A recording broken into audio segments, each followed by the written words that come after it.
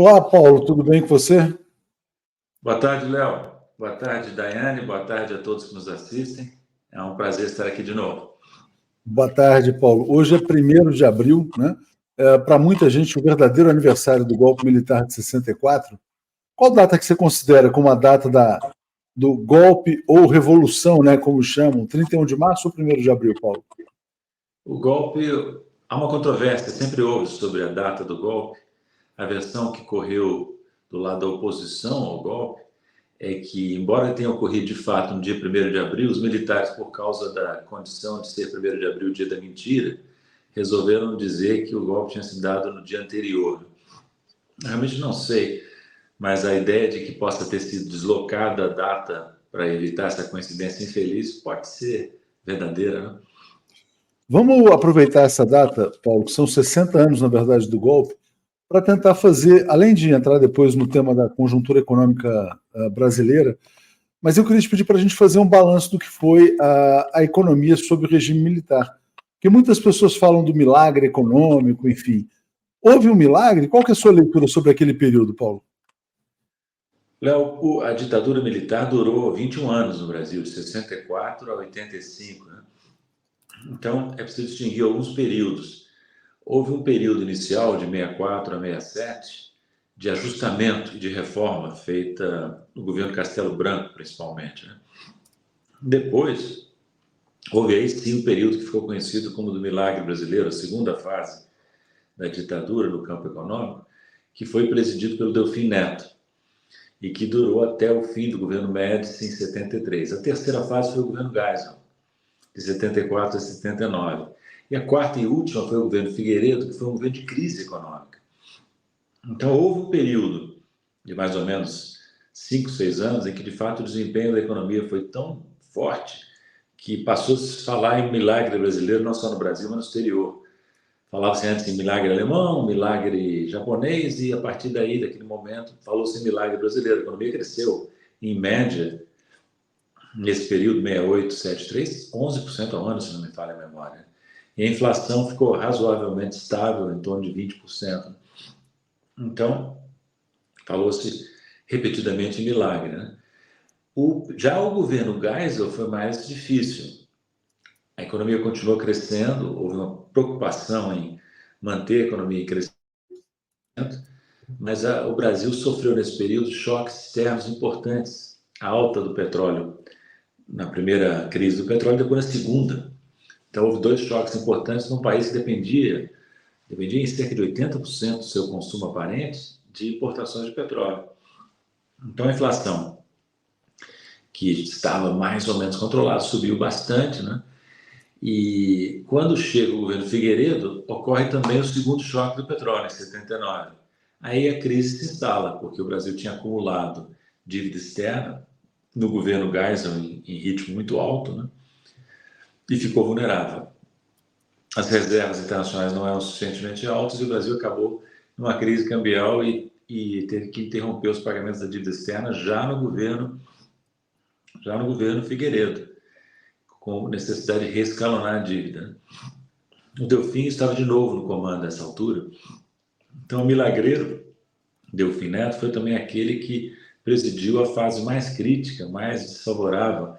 E quando a ditadura passa de volta o poder aos civis, em 85, o que nós herdamos, eu fui lá para o governo Sarney, né, trabalhar com o João Sayad, estava lá, nós herdamos uma situação econômica muito ruim, inflação muito alta, desequilíbrio de balanço de pagamentos, crise da dívida externa, acordo com o FMI. Então, nós herdamos uma batata quente muito grande naquela época, graças ao que tinha acontecido no final do governo do regime militar, né? Inclusive, só um detalhe, um aspecto bem constrangedor e que nos atrapalhou muito na gestão econômica, a partir de 85, já o governo Sarney, como eu dizia, é que os dados econômicos foram substancialmente manipulados pela equipe, pelo Delfim e por sua equipe. Então, o déficit público, que supostamente estava próximo de zero, na verdade estava na faixa de 2,5% do PIB. E diferenças enormes entre a realidade que nós podemos apurar e aquilo que vinha sendo divulgado pelo governo Figueiredo. Então, sucesso, milagre, se é que existiu, se é que se pode chamar de milagre, foi num período relativamente curto, foram 5, 6 anos de uma ditadura que durou 21. Aliás, a crise econômica do governo Figueiredo foi um dos fatores que levaram ao fim do regime militar. Exatamente, porque na verdade ele se tornou insustentável, né? E aí a própria classe dominante brasileira já queria se livrar daquele regime fechado, né? E havia também a pressão internacional também, né, Paulo? Os empresários mais importantes da época se tornaram críticos, né? O Antônio Emílio de Moraes, o Bardella, vários outros, né? Então houve um movimento de distanciamento em relação ao regime militar, mas o regime estava tão desgastado que eles não conseguiram sequer, embora tenham evitado a eleição direta, lembra? Conseguiram derrotar a campanha da eleição direta, que era muito forte, foram para a eleição direta com um candidato civil, o Paulo Maluf, que perdeu para o Tancredo. Então a ditadura militar já estava tão desgastada que não conseguiu sequer fazer o seu sucessor na indireta, porque o partido dominante se cindiu, uma parte importante do partido que antes apoiava a ditadura militar, aderiu à candidatura do Tancredo. O Paulo, e você avalia que os militares brasileiros, uma leitura que alguns fazem, de que eles eram nacionalistas, que eles tentaram implantar uma política de desenvolvimento nacional, como é que você avalia essa avaliação? Não é inteiramente equivocada, sobretudo se aplicada ao governo Geisel. O Geisel era um nacionalista moderado, né? Eu não diria que o rótulo nacionalista ou desenvolvimentista se aplica aos governos Castelo Branco, por exemplo, e Costa e Silva, que nessa época a proximidade do governo militar com os Estados Unidos era tão forte que havia até uma certa subordinação, né? Você se lembra que houve uma intervenção militar dos Estados Unidos da República Dominicana e o governo Castelo Branco mandou tropas ajudando a legitimar aquela intervenção americana. Então, o nacionalismo foi mais no governo Geisel, 74 a 79, e ali houve um plano de desenvolvimento muito importante, o PND, que de fato promoveu investimentos significativos na economia brasileira. Nesse sentido, né, quer dizer, a gente pode dizer que o nacional-desenvolvimentismo é uma continuidade, de certa maneira, do governo Geisel. Aliás, eu até queria conectar isso, porque quando o Lula se forma politicamente, naquele momento, né, ele é forte, tanto o Lula quanto a Dilma, né, eles são fortemente influenciados por esse modo de pensar o Brasil e a economia, né? É porque o desenvolvimentismo que houve no governo Geisel tem as suas raízes no desenvolvimentismo do Juscelino, no desenvolvimentismo do Vargas. Então, era uma forte tradição de pensamento econômico, de política econômica, que foi... Porque, veja, foi paradoxal, porque os militares tomaram o poder inicialmente com a ideia de desfazer o programa supostamente irresponsável que vinha do Juscelino, que vinha do Vargas, né? Mas os militares nunca chegaram a romper com essa herança Vargas-Juscelino tão radicalmente quanto depois os civis o fariam, Léo, com o Collor e, sobretudo, com o Fernando Henrique, que foi mais duradouro, entende? Então, a era Vargas continuou no Juscelino e continuou em parte do regime militar, sobretudo no período Geisel. E interessante você falar isso, porque o Collor certamente ele representa uma ruptura com isso, e o Fernando Henrique, quer dizer, antes de se tornar... Aliás, o primeiro discurso antes da posse dele, o último discurso como senador, ele fala em enterrar a era Vargas. Exatamente. Muito sintomático, né? Muito sintomático do que seria o governo Fernando Henrique. Um governo que teve a veleidade de enterrar uma era tão importante da história brasileira e não tinha nada para colocar no lugar, a não ser uma agenda neoliberal problemática que nos custou caríssimo, né? E que o Lula herdou quando assumiu pela primeira vez em 2003. E quando a gente faz esse resgate histórico, né, Paulo, é interessante porque quando Lula e Dilma são atacados, eles são atacados justamente por essa tentativa de resgatar, vamos chamar de era Vargas, né? Vamos dizer assim, mas o desenvolvimento nacional, né? Muitos dos ataques ao Lula são despropositados, porque o Brasil não vai retomar crescimento de maneira sustentada sem recuperar, não digo sem, não é copiando uma agenda que remonta ao século passado, mas levando em conta certas tradições do desenvolvimento brasileiro que são válidas. Por exemplo, a preocupação em manter o crescimento elevado, a presença do Estado na economia como regulador e como proprietário de empresas de cunho estratégico, os planos de investimento que o Estado conduz, né? Tudo isso faz parte de uma herança que nós vamos substituir por quê? Por que coisa? Por uma fé cega no mercado? Ninguém faz isso. Nem os países que propagaram o neoliberalismo fazem isso mais. O neoliberalismo está sendo enterrado. Esse sim, o Fernando Henrique veio para enterrar a Era Vargas, mas o neoliberalismo que ele praticou foi enterrado no século XXI. Está sendo, né, Paulo? Está sendo. Não no Brasil, né? Ainda. O Lula está tentando, mas com dificuldade, porque, como você diz, muita gente ainda quer se pegar essa agenda. Mas a Argentina é um caso muito mais grave de subordinação a uma agenda antinacional, né? Que agora volta com toda a força, né? Essa agenda antinacional com Milei. Você acha, Paulo, que o governo Lula 3 está conseguindo, de alguma maneira, quebrar, vamos dizer assim, esse consenso neoliberal que havia no Brasil, na mídia? Por exemplo, outro dia eu estava lendo uma matéria, uma entrevista no Globo, do presidente da Associação Nacional de Veículos Automotores, Anfávia, em que ele dizia o seguinte, quer dizer, olha, os investimentos nas montadoras voltaram exatamente porque há política industrial. Será que agora as coisas estão ficando mais... o debate está ficando mais racional no Brasil? Creio que sim, e o governo Lula tem ajudado nessa direção, né?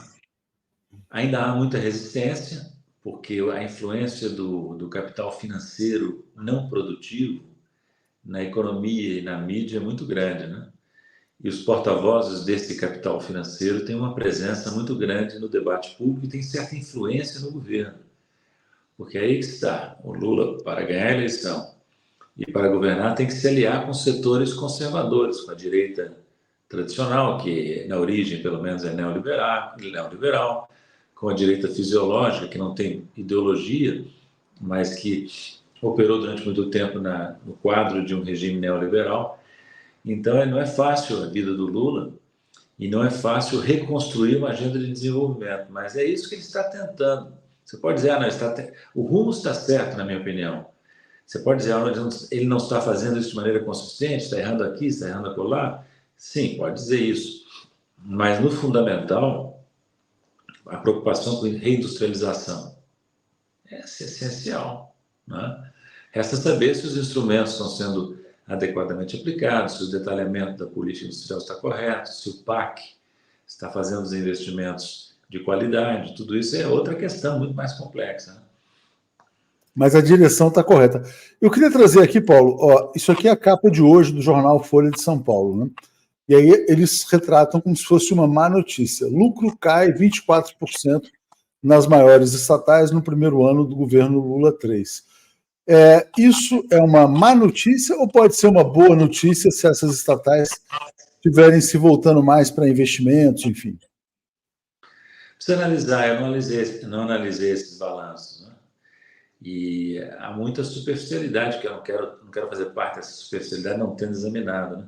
Tem que ver muito bem que tipo de resultado, o que eles estão definindo como lucro, né? O que eles estão avaliando, porque, por exemplo, Petrobras está fazendo uma movimentação totalmente diferente daquela que prevaleceu nos governos Temer e Bolsonaro. Está tentando investir em refinarias, né, em exploração de petróleo, claro, está acabando com a farra dos dividendos, até onde eu posso perceber, acabando ou reduzindo a farra dos dividendos. E aí o pessoal fica com raiva, né? Porque tinha se acostumado a embolsar dividendos gordos sem maior preocupação. Não só os brasileiros, né? Os acionistas brasileiros, mas os acionistas estrangeiros da Petrobras. Então, quando os setores da classe dominante ficam mal acostumados e o governo tenta corrigir esse mau costume, aí a grita é imediata. Portanto, é preciso destrinchar nesse noticiário o que é correto e o que é interesse contrariado, né? Isso que você falou é bem isso aqui que eu vou te mostrar aqui agora, daqui a pouquinho. Deixa eu só localizar, porque realmente é uma situação vergonhosa. Isso aqui, ó. postagem do Maílson da Nóbrega, ex-ministro da Fazenda. Peço perdão, hein, Paulo? Mas, enfim, ele posta assim, ó, na revista Veja.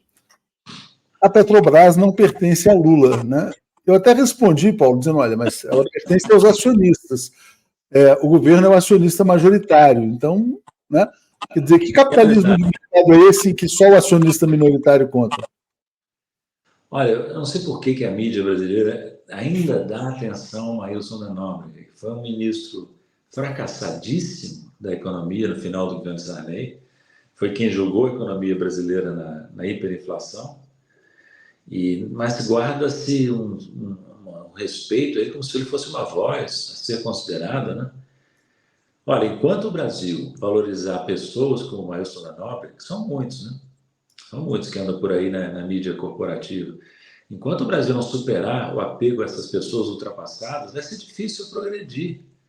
Você tem que pegar gente nova, gente que acompanha o que acontece no mundo, que entende a economia brasileira como ela é. Olha o absurdo dessa declaração, desse artigo do Maílson. O Lula não manda na Petrobras, não deve interferir. Você falou tudo. Como assim? Ele é o presidente da República e a União é a principal acionista da empresa. É patético, né? É patético. Eu não li o artigo, não. Aliás, agradeço não ter lido, porque não vale a pena. Mas, olha, francamente, né? Realmente, tá mal, né? Tá mal. Mas, Paulo, então, olha só, olhando então esses movimentos do governo Lula, é interessante, né? Porque a gente começou falando, você falou do governo militar como uma continuidade. Deixa eu só fechar o teu áudio que está dando um retorno, rapidinho. Você falou do governo militar como uma continuidade, em certa medida, da era Vargas. E eu até já falei isso aqui outras vezes, quer dizer, embora eles pretendessem perseguir o JK, etc. e tal, em alguns momentos até radicalizaram o que seria o programa do Juscelino. E aí depois, quer dizer, o Lula e a Dilma passaram a ser atacados quando tentaram emular a era Vargas, né, fazendo aquela famosa foto ali do petróleo, etc. e tal. Agora essas coisas vão voltando, refinaria, BNDES, política industrial, e os resultados começam a aparecer. Né? A gente está vivendo uma situação, Paulo, a economia cresceu 3% ano passado, esse ano já está indo para 2,5% nas projeções. Né? Em certa medida, isso se deve também a essa mudança na agenda. Então, eu queria te pedir para avaliar em que medida você considera que essa, vamos dizer assim, a reorientação trazida pelo governo Lula está melhorando as perspectivas de crescimento da economia brasileira? O Léo, o quadro ainda está meio nebuloso. O quadro ainda está meio nebuloso, na minha opinião, sabe? Porque há alguns indicadores favoráveis, mas outros nem tanto, né? Nós tivemos uma estagnação do nível de atividade no segundo semestre do ano passado. Será que a economia já está superando essa estagnação? Talvez sim. Será que superar a estagnação vai levar a um crescimento mais expressivo? Porque se o Brasil quer ser desenvolvimentista de novo, não vai ficar crescendo 3, 2. Isso é um começo de recuperação, mas não pode ser um destino. O Brasil precisa crescer mais, precisa crescer talvez 4, 4,5, 5. Precisa ter um governo que arrisque crescer tanto, né? E precisa ter um banco central que não aperte o freio toda vez que a economia ameaça se recuperar mais fortemente. E nós temos isso ainda, né? O governo Lula é um governo muito cercado de opositores. Vou dizer mais, infiltrado de opositores. Então a ação dele é sempre meio claudicante. Não há uma ação desenvolvimentista coerente. Você tem uma mistura de desenvolvimentistas e neoliberais dentro do governo, inclusive na área econômica, ou não? Então, o governo Lula é um governo heterogêneo, que reflete a base heterogênea que ganhou a eleição. Agora, tendo dito isso, quem ganhou a eleição, quem era a cabeça de chapa, era Luiz Inácio Lula da Silva. Ele é o presidente. E não se pode querer que ele atenda às reivindicações de gente que na eleição não mostrou capacidade de angariar votos. Não chegou nem perto do segundo turno. As candidaturas da terceira via, que são as candidaturas preferidas dos donos do poder, essas aí não decolaram. Ajudaram o Lula um pouco, né? Pouco foi significativo, porque a margem com o Bolsonaro foi muito pequena, né? Mas não vamos esquecer, volto a repetir, não haveria possibilidade de derrotar o Bolsonaro tentando a reeleição com a máquina na mão, se não houvesse uma liderança importante como a do Lula, que soube, inclusive, abrir o arco de alianças para isolar em parte o governo Bolsonaro, não é? Mas tem um preço, né, Léo? O preço é que o governo não é um governo desenvolvimentista, como foi Vargas, Juscelino, pode se tornar, né? Ou como foi o Lula 2, né? Ele está mais parecido com o Lula 1 do que com o Lula 2, né? Esse Lula 3, você não acha, Paulo? Eu diria que ele está no meio entre os dois, né? Porque o Lula 1, lembra, durante grande parte do tempo, teve um ministro como o Palocci, né? E teve o Meirelles no Banco Central. Hoje nós temos o Roberto Campos Neto no Banco Central, que mais ou menos equivale ao Meirelles, mas temos o Haddad, com algumas pessoas junto ao Haddad que pensam de maneira diferente da agenda neoliberal, né? Então, eu não diria que o Lula 3 seria minimizar o Haddad, né? Eu sei que tem muita gente que acha que o Haddad caminha para o neoliberalismo, mas a formação do Haddad é outra, não é, Léo? A formação do Haddad é uma formação até mais à esquerda do que o desenvolvimentismo, porque ele foi formado na tradição marxista, não é? Eu não devia nem falar isso, porque o Haddad está fazendo um esforço para se viabilizar junto ao chamado mercado, junto aos setores mais conservadores, mas ele fez uma conversão e hoje ele é um ministro, né, que tenta, bem ou mal, obedecendo a orientação do presidente, gerar o desenvolvimento, né? Porque sem desenvolvimento o Brasil não avança e o Lula não sobrevive. O Lula não tem a reeleição garantida em 2026. As pesquisas dão uma razão para preocupação, nós comentamos isso na última entrevista, né? Então, não pode brincar em serviço, não pode driblar na área. E driblar na área é fazer concessão excessiva aos neoliberais que estão dentro e fora do governo, pressionando na direção do conformismo. Aí que está, o conformismo é o maior perigo do governo Lula. Você acha, Paulo, que a gente pode esperar mais a partir do terceiro ano, quando o Lula estiver livre do Roberto Campos Neto? Creio que sim, desde que o presidente que ele indique e os demais diretores que ele venha indicar façam diferença, né? Não adianta botar lá gente que o Lula escolhe, mas que pensa como os tradicionais, né?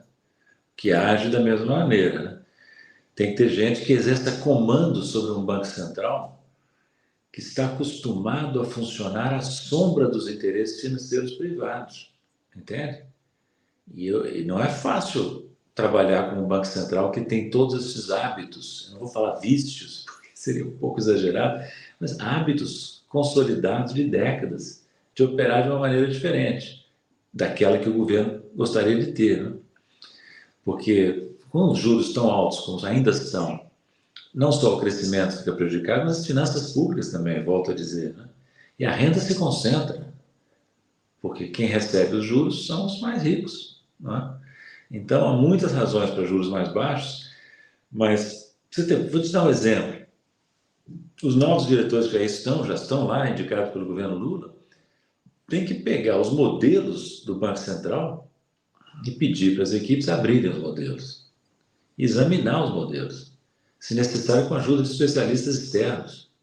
Parece que esse último diretor que o Haddad levou à consideração do Lula, que foi nomeado, esqueci o nome dele agora, é um especialista em inflação.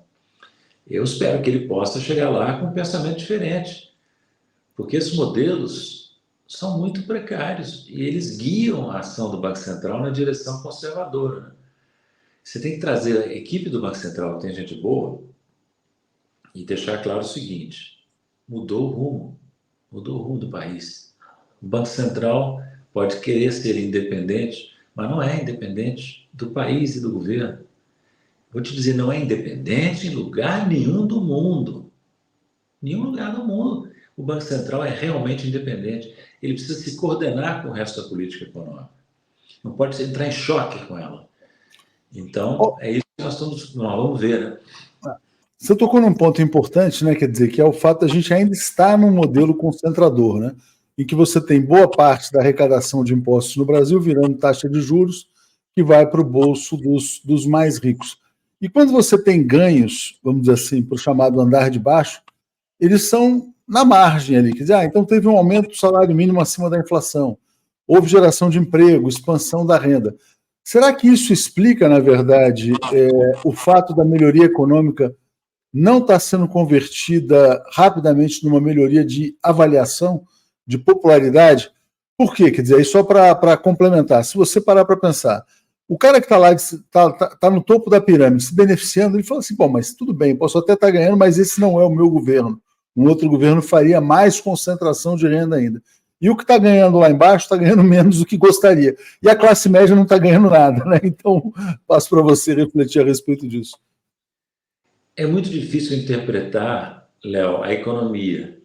E talvez mais difícil ainda interpretar o efeito da economia sobre as avaliações que a população tem do governo, né? Eu vejo o seguinte, como o governo está muito amarrado, pelas razões que eu indiquei anteriormente, ele não consegue fazer uma diferença grande. Ele, por exemplo, injeta recursos via salário mínimo, mas tem que fazer isso de forma gradual. Injeta recursos via Bolsa Família, mas não faz isso de maneira extraordinariamente agressiva. E tira recursos, gera recursos para a população mais rica, concentra a renda na outra ponta, com a política monetária do Banco Central. E a política monetária, eu não tenho os números, não fiz a avaliação, não tenho condições de fazer a avaliação, mas é bem possível que a concentração de renda produzida pelo Banco Central anule os ganhos em termos de distribuição de renda feitos pelas políticas sociais, entende? Então, eu vejo, por exemplo, o Wellington Dias, eu depositava esperanças nele, continuo depositando, mas ele está meio sumido, né? Onde é que estão os resultados da ação do Ministério do Desenvolvimento Social? Eu, Léo, já disse isso antes da eleição, escrevi um artigo. A política social, a política de distribuição de renda, tem que ser um pilar no governo. E como é que se faz isso? Fixando metas sociais, quantitativas, por período. Nós temos indicadores, o IBGE os produzem amplamente. Estabelecer metas para o índice de Gini, para a distribuição de renda, para índices educacionais, de saúde, de distribuição da água potável, e assim por diante, e transformar isso no centro do governo. Por que só meta de inflação? Meta de resultado primário?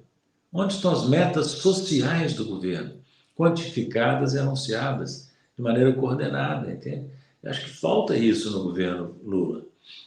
Talvez seja difícil fazer isso, o governo não se anima a enfrentar as dificuldades, mas por que não constituir um conselho de especialistas em política social? São muitos. Podem ser até participantes do próprio governo. A equipe do Wellington, a Tereza Campelo, que conhece muito esses assuntos, está no BNDES como diretora de assuntos sociais, e outros economistas que conhecem a fundo isso, sabe? Tem gente que estuda isso em várias universidades brasileiras e pode ser ouvida e pode ajudar o governo a pensar um rumo mais firme, mais claro na direção da distribuição de renda. Aí o povo começa a sentir, né? A gente vê nas pesquisas, Paulo, o governo Lula muito bem na faixa até 2 salários mínimos, mal entre os mais ricos e mais ou menos ali na classe média, né? O que você acha que deve ser feito em relação à classe média e como é que você vê a situação da classe média no Brasil? Olha, a classe média é um tema difícil, eu não vou dizer que eu já estudei isso a fundo, pensei nisso a fundo, mas uma medida óbvia que o Lula, inclusive, anunciou como parte da campanha dele foi elevar o limite de isenção do imposto de renda da pessoa física, porque a classe média, média baixa, paga muito imposto de renda. Se você olha as estatísticas do imposto de renda, a alíquota efetiva ela é relativamente alta na classe média e na classe média baixa, alcança no máximo em torno de 30, 40 salários mínimos, se não me engano, e depois começa a diminuir para os mais ricos, para os super ricos, porque são tantas as isenções, as faixas de renda não tributadas pelo imposto de renda, que a alíquota efetiva dos mais ricos é menor do que a alíquota da classe média, às vezes, você vê. Então, só aí você tem uma política tributária que onera a classe média, entende? E gera um ressentimento. Deve haver outras, por exemplo, a política habitacional. Será que não poderia abarcar mais gente da classe média baixa do que abarca hoje em dia? Não sei, mas é uma questão que o governo poderia se colocar. Eu creio que é importante, essa pergunta sua é importante, Léo, porque a classe média, ela é o foco, ela pode ser o foco de oposição ao governo, como foi no caso da Dilma, lembra? As elites que não querem, não gostam do governo Lula, não gostam. Por mais que o Lula tente atendê-los, não é o governo deles. E, então, como eu disse, os ricos são poderosos, mas são pouco numerosos. Então, eles precisam da classe média mais numerosa para gerar um sentimento de oposição mais amplo. Então, o Wellington Dias tem consciência disso, viu? Eu me lembro de conversar com ele há um ano atrás, e ele disse muito claramente: nós temos que fazer mais pela classe média. Não só pelo andar de baixo, mas também pelo andar médio. Você Agora, sabe, Paulo, que isso é um problema também nos programas sociais. É interessante porque você, e até discutindo com pessoas do governo, eles retratam isso. Você tem algum. Vamos pegar, por exemplo, o programa Pé de Meia, que paga lá para o jovem continuar na escola, mas é até uma determinada faixa de renda. Se ele está um pouquinho acima, ele já está fora. Já está fora. Cortou aqui o som. Essa é a dificuldade de você fazer os cortes das políticas sociais, né? Como é que você vai até uma etapa e depois a próxima já não é beneficiada? E aí gera ressentimento, como você falou. Agora, o seu que está fechado, já abrindo aqui, desculpa, pode falar. isso tudo é muito importante, Léo, porque não vamos esquecer que o governo Lula, por mais que a gente discorde do Lula, eu discordo muito, tenho criticado várias vezes ao longo do primeiro ano do governo, por mais que a gente discorde dele, ele é nossa esperança. Porque quem é que vai substituir o Lula caso ele fracasse e perca a eleição de 2026? Ou é a extrema-direita, que é desastrosa, a extrema-direita no Brasil é bolsonarista e é desastrosa, né? Ou é um candidato, isso é mais difícil, mas pode acontecer, um candidato da direita tradicional.